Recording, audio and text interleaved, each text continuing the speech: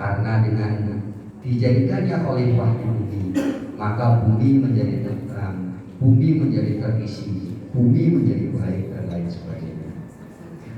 Bapak Ibu hadirin yang dimuliakan Allah, itu adalah panca syukur yang pertama.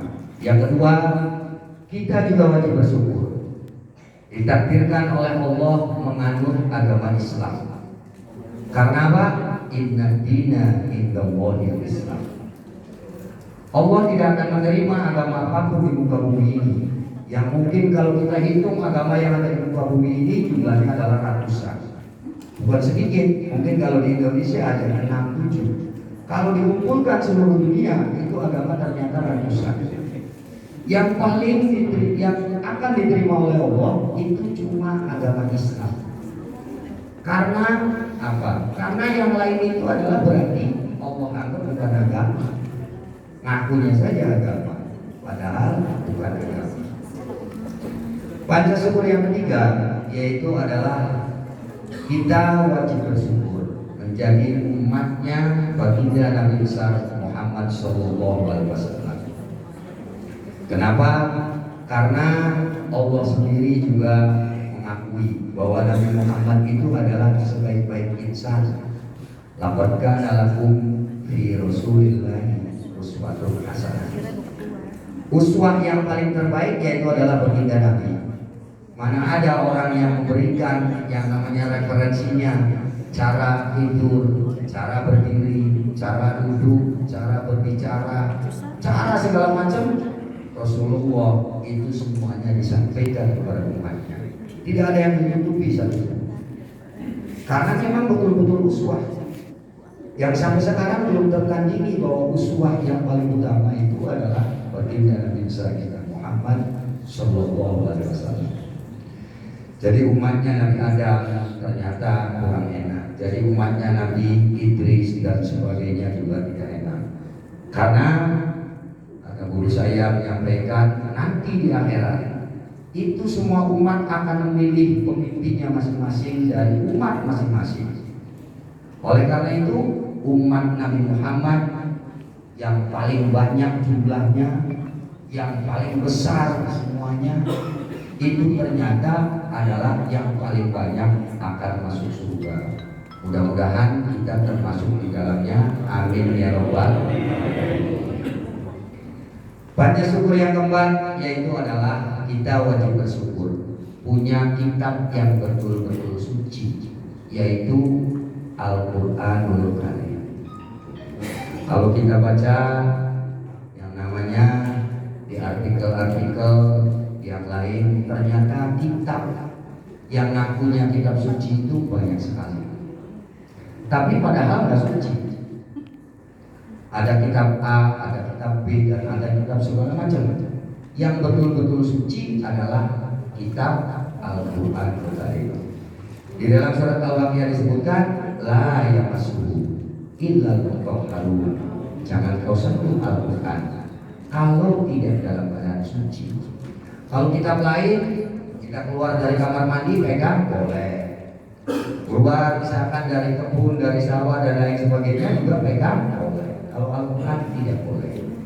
Al-Quran boleh dipegang kalau betul-betul suci. Suci apa? Itu adalah suci dari hadas, suci dari najis. Baik hadas besar maupun hadas kecil. Baik najis mukholatu, mukhofafa ataupun mutawassit. Yang kelima, panca syukur yang terakhir adalah kita wajib bersyukur menjadi warga negara Republik Indonesia. Kenapa? Karena ternyata ini peringatan 1 Muharram ini itu hanya ada di Indonesia. Di negara lain nggak ada. Kenapa sih? Konon banyak orang ini Pak Komandan bahwa peringatan seperti ini disebut dengan bid'ah. Yang bid'ah itu definisinya yaitu adalah segala sesuatu yang tidak pernah dikerjakan oleh baginda Nabi dan itu adalah merupakan sesat. Padahal kita rasakan bersama, apakah hal semacam ini adalah menyesatkan? Tentu tidak. Oleh karena itu menjadi warga negara Republik Indonesia ini paling nikmat, paling enak, Tidak ada lagi negara lain itu yang seperti Indonesia. Padahal di Indonesia itu belum pernah didatangi oleh Nabi, belum pernah diturunkan Rasul, belum pernah didatangkan yang namanya kitab suci yang betul-betul suci pertama kali. Baik kitab Zabur, kitab Taurat, kitab Injil, itu turunnya bukan di Indonesia, karena memang negara Indonesia belum ada waktu itu. Namun ternyata jumlah ataupun umat Islam, ternyata Indonesia menjadi mayoritas. Itulah kenikmatan kita yang wajib kita syukuri menjadi warga negara Republik Indonesia. Itu adalah 5 yang kedua. 5 yang pertama tadi yaitu adalah Pancasila, 5 yang kedua yaitu adalah Pancasyukur, dan 5 yang ketiga adalah kita kenal yang sering diajarkan oleh para alim ulama, para guru kita, yaitu adalah rukun Islam yang jumlahnya juga ternyata 5. Dimulai dari syahadat, yaitu asyhadu an la ilaha illallah wa asyhadu anna muhammadar rasulullah. Insyaallah, dan saya yakin semuanya adalah hafal. Namun ketika kita sudah hafal, lanjutkan dengan rukun yang kedua. Rukun itu definisi yang paling tepat adalah wajib atau fardu. Maka kalau kalimatnya adalah rukun Islam, ya, tentu berarti itu adalah yang harus dikerjakan oleh orang Islam. Maka rukun Islam yang kedua yaitu adalah sholat. Sholat itu dari mulai sholat isya, subuh, lohor, asar, dan maghrib. Maka kalau misalkan kita berani menuliskan pertanyaan lalu dijawab, misalkan di KTP ataupun di identitas agamanya Islam, berarti kita harus mengerjakan isya, subuh, lohor, asar, dan maghrib. Kalau ternyata misalkan mungkin kalau di sini saya tidak ada, misalkan hanya mengerjakan sholat maghrib, mestinya ditulis agamanya M. Kalau ada yang mengerjakannya adalah sholat subuh saja, berarti agamanya S. Tidak lengkap. Kalau lengkap Islam, ya berarti isya, subuh, lohor, asar, dan maghrib. Baru itu sesuai dan betul-betul rukun Islam di yang kedua. Oleh karena itu, marilah kita maknai betul-betul sebagaimana tadi pesan Pak Komandan bahwa Ibda bin Hamzah tahun yang kemarin itu atau tahun sekarang ini adalah harus lebih baik daripada tahun kemarin.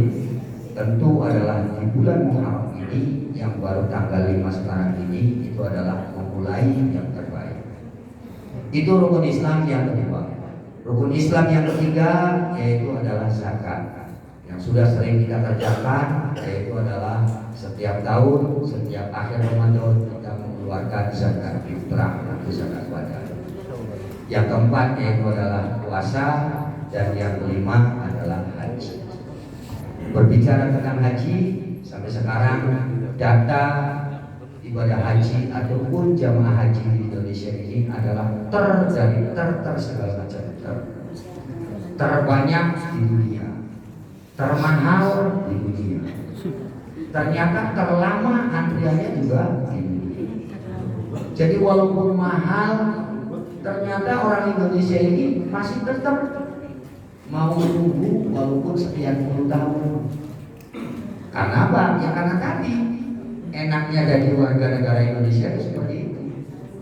Kalau di negara lain mungkin tidak bisa, tapi kita ini karena baldatun thayyibah wa rabbul ghafur, kita ini adalah negeri yang enak, negeri yang nyaman, negeri yang damai, negeri yang tentram. Itu maka segalanya serba enak dan serba mudah. Karena apa? Karena hubul waton minal iman. Cinta tanah air, kata para alim, itu adalah sebagian daripada iman. Bapak Ibu hadirin yang dimuliakan Allah, itulah 555. Oleh karena itu, di penghujung ini saya ingin menyampaikan sebagaimana yang tadi sudah saya bacakan, raditu billahi rabba wa bil islami dina wa bi Muhammadin nabiyyan wa rasulah.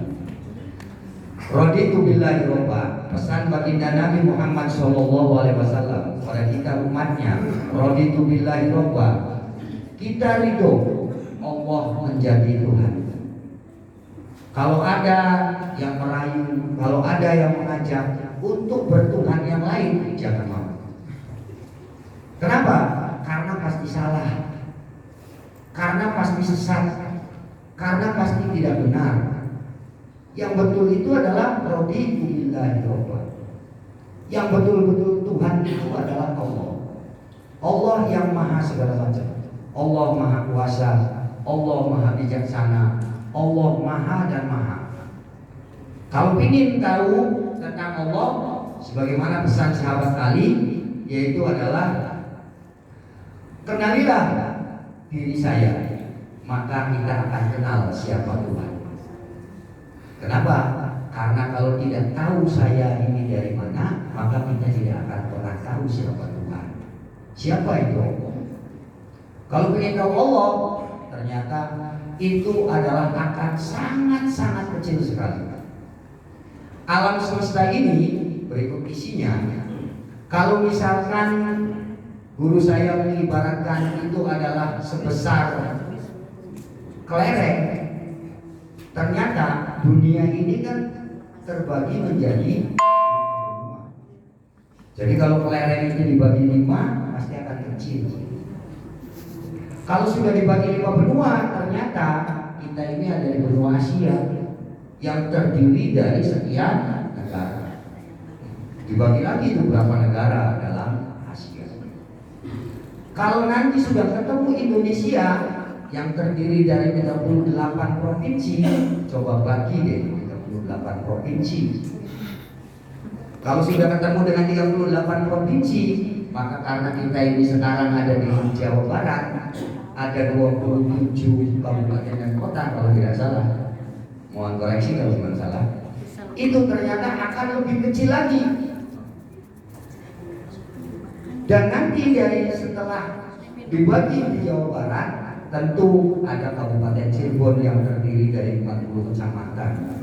Dibagi lagi akan sangat kecil sekali. Dari 40 kecamatan ada 424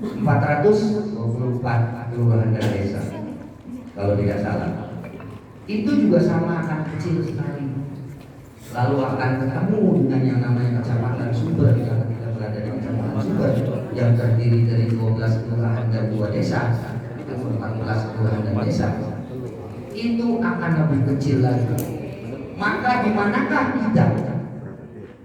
Itu kalau diibaratkan bahwa alam semesta ini adalah sebesar lereng. Itulah kemahakuasaan Allah. Yang tentu seberapa besarnya sih? Sering kita ketika melaksanakan sholat Allahu Akbar, yang artinya adalah Allah Maha Besar. Besarnya seberapa sih? Apakah besarnya sebesar masjid ini? Apa besarnya adalah selapang bola? Apa besarnya se-Indonesia? Ternyata sangat-sangat kecil sekali apabila sudah mengingat ataupun mengetahui kemahakuasaan Allah, kemahabesaran Allah. Oleh karena itu, raditu billahi robba, kita itu jika ikhlas Allah adalah Tuhan. Jangan pernah mau kita untuk diajak, dirayu ataupun pindah ke lain Tuhan selain Allah. La ilaha illallah. Pesan Nabi yang berikutnya yaitu adalah mobil Islami dina. Kita juga itu kita terima dengan ikhlas selain takdir bahwa Islam adalah agamaku. Ada yang pernah bertanya di antara anggota kepada saya, karena kita ini adalah Islam keturunan, orang tua saya Islam, ibu saya juga Islam, lalu saya lahir secara Islam. Apakah kita ini wajib dibaiat? Katanya seperti itu, supaya menjadi Islam yang kafah. Saya jawab tidak. Kenapa? Karena berdasarkan hadis Nabi Muhammad SAW, kullu mauludin yuladu 'alal fitrah. Setiap bayi yang terlahir di muka bumi ini semuanya adalah dalam keadaan fitrah, suci, Islam. Mau terlahir dari agama apapun ibunya, mau terlahir dari kepercayaan apapun orang tuanya, itu semuanya adalah Islam. Kenapa kita yang dari orang tua Islam harus dibaiat untuk masuk Islam? Jadi kita ini betul-betul Islam yang Islam.